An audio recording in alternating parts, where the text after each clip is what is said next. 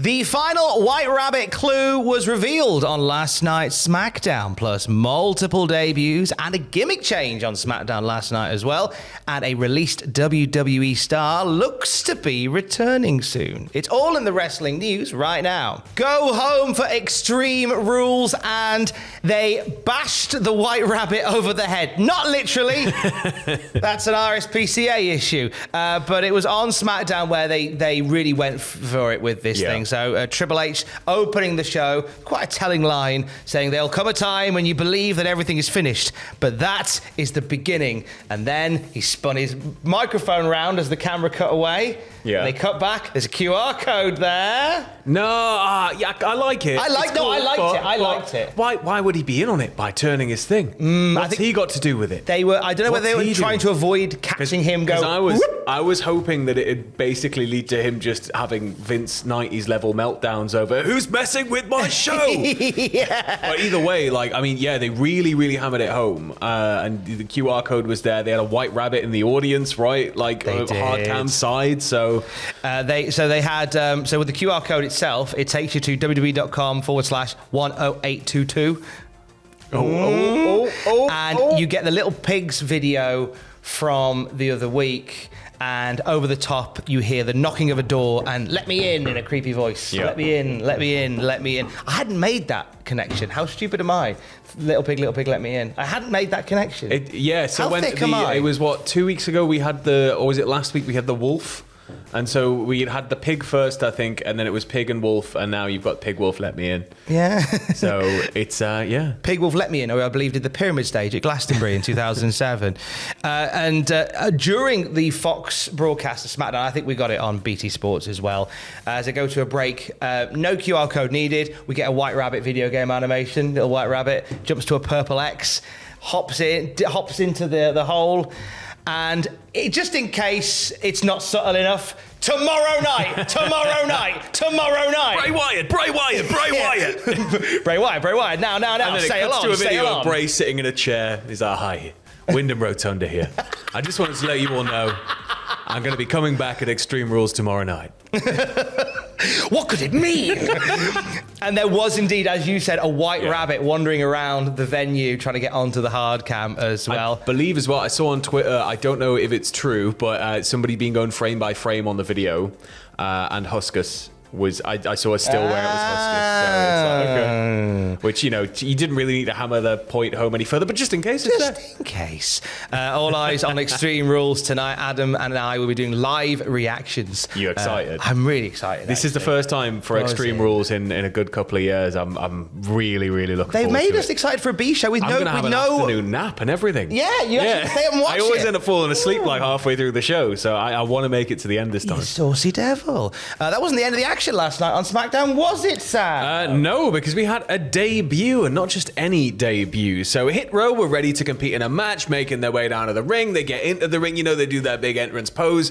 And then from out of nowhere, we see one masked figure get up on the turnbuckle, another masked figure connect, and they just start laying into them. And it's Legado Del Fantasma, because they're kind of, obviously it's them, you know, the masks. But then, they take the masks off, and it's revealed that Zelina Vega is at their side. Zelina Vega, kind of obviously looking like she's heading up this group now on the main roster potentially. So it's very exciting indeed. Legado Del Fantasma advising the SmackDown roster to be safe. Yeah. I had a few tweets from people saying, he stole your catchphrase. He said as well, he was like, SmackDown is ours. And then he just dropped the mic. And it was like, ooh, there are so many good matches.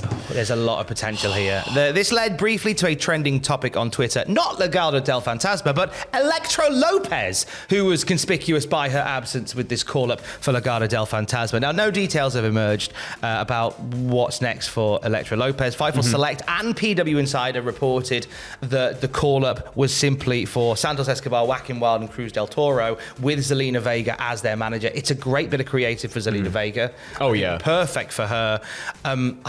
I hope Elektra Lopez finds her place in all of this. Well, Elektra Lopez, maybe we could see her join at a later date. It could be a bit of a staggered thing where she saves the day down the road for them, or it could be that things come to a head with Zelina. It could be that she's going to get her own solo run and maybe get like a whole new thing going on. So there's many factors, but I don't think it's at the stage yet where we can start kind of tugging the collar and getting a bit nervous about it. No, because I watch Elektra Lopez's matches and she makes me tug the collar a bit as it is.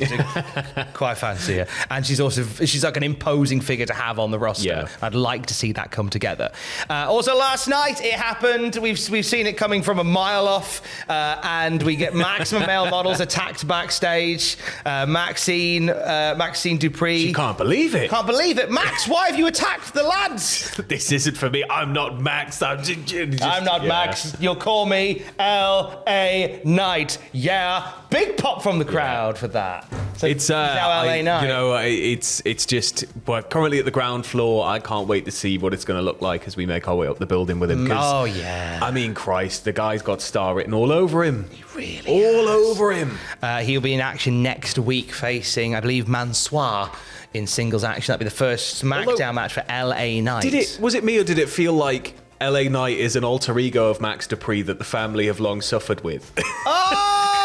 It felt like he was kind of going, no, I'm not supposed to be me. I'm supposed to be me. Oh. The Maxine's going, Mum, he's doing it again.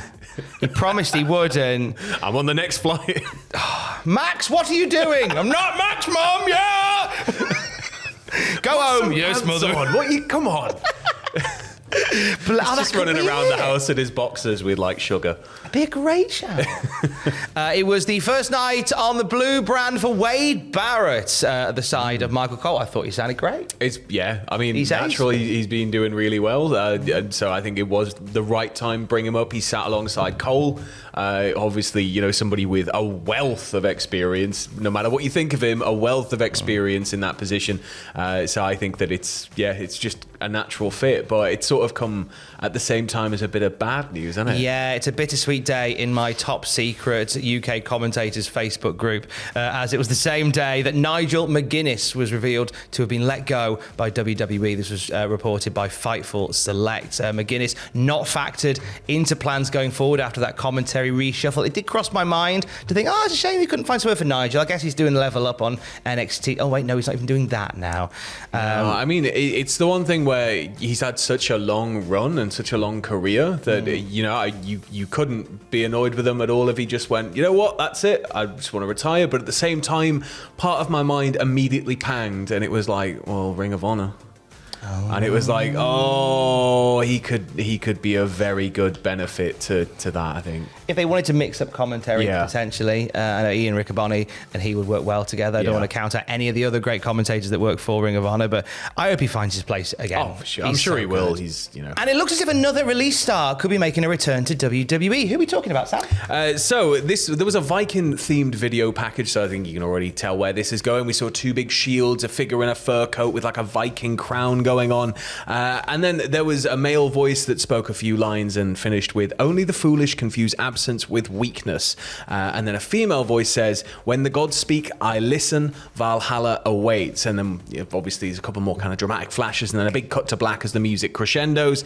And then Fightful Select have reported that this is, I mean, obviously the return of Sarah Logan, which is, I think, an addition that I'm not too surprised by at all. It's somebody who I figured, she'd been featured in one of their promos fairly recently, hadn't she? She had, yes. She was, I think it was like a Viking funeral thing that they did back in August with the Viking Raiders. It was a segment with them. She was in the Rumble as well. Oh, yeah. Lest we forget that weird day, that weird Rumble that Shane McMahon booked that time. Oh, God. This is nice to see. Feels again, like a lifetime ago. It feels like a different universe. Yeah.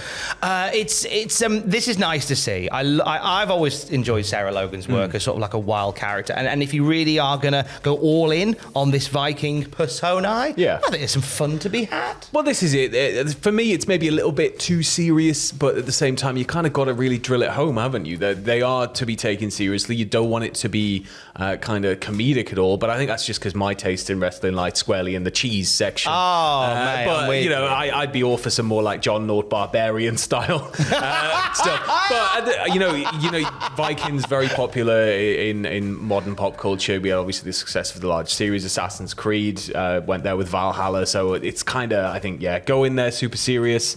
I want to see some more kind of out and about in the real world as Vikings, though. Just oh god, be great. yeah, that'd not be so not like the prior ones they did, like the basketball game and all that. Like just them being really serious Vikings in real life situations would be nice. That'd be phenomenal. Yeah. Oh, I'm looking forward to the bit where we see Sarah Logan walking out of Tesco dressed as a full Viking, having slayed multiple self-service checkouts. We'll have more wrestling news throughout the day. It is the one thing, though, with them being like Vikings coming out with big weapons. Why aren't they just going mental on everybody? Why are they just killing everybody? Yeah, because it's just what Vikings did, isn't it? They should have done. Yeah, and then they get in a big boat. Oh, they should row up and down the. Oh, I'm just going full cheese again. I'm sorry. No, never be sorry for. If you quickly flood the ramp somehow and have them row to the ring.